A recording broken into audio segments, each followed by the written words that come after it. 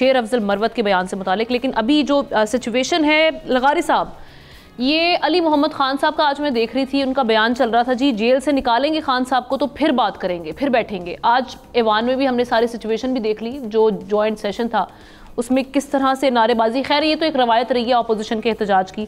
लेकिन सर ये जो जरदारी साहब कह रहे हैं कि सब बैठें और सियासी दर्जा हरारत कम करें, अब इस वक्त मुल्क मुतहम्मिल नहीं है कि इस तरह से चले, तकसीम को ख़त्म करना होगा, ये दोनों साइड से कोशिशें आपको लगता है कि हो रही हैं या सिर्फ बयानात की हद तक है? पहली बात यह है कि अली मोहम्मद खान की इस बात से मैं इत्तफाक करता हूँ कि बानी PTI को जेल से बाहर होना चाहिए। मुझे इससे किसी को भी इससे कोई फ़ायदा नहीं है कि अगर वो जेल में बैठ रहे हैं तो क्या होगा और जेल से बाहर आ जाएंगे तो क्या होगा। और आखिर एक ना एक दिन तो ये होगा, इस सिस्टम में जो सिस्टम पहले भी लोगों को उम्र कैद की सज़ा भी देता है या उनके सज़ाए मौत के करीब पहुँचा देता है और उसके बाद सिस्टम जो है उनको वापस ले आता है तो अब टाइम बार हो चुका होता है अपील का, फिर भी उनको अपील करने का हक देता है।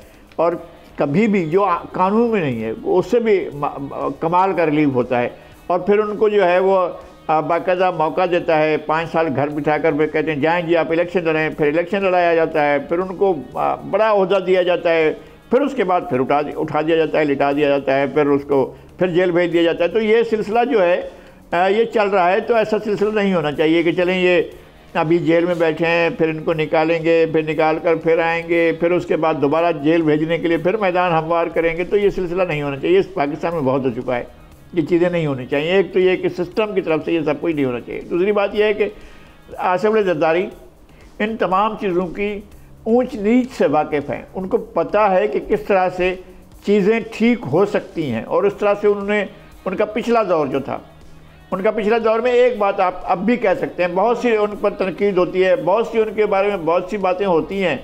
एक तो ये है कि वो तकरीबन 12 साल तक, कम से कम 12 साल, इससे ज़्यादा भी थे, जेल में रहे और उसके बाद वापस जब आए हैं इतनी तलखी भी नहीं थी कि जिन लोगों ने उनको जेल में डाला उन लोगों को भी उन्होंने नहीं विक्टिमाइज़ किया। उनका वो 5 साल का दौर यह है कि कोई एक भी पॉलिटिकल प्रिजनर नहीं था।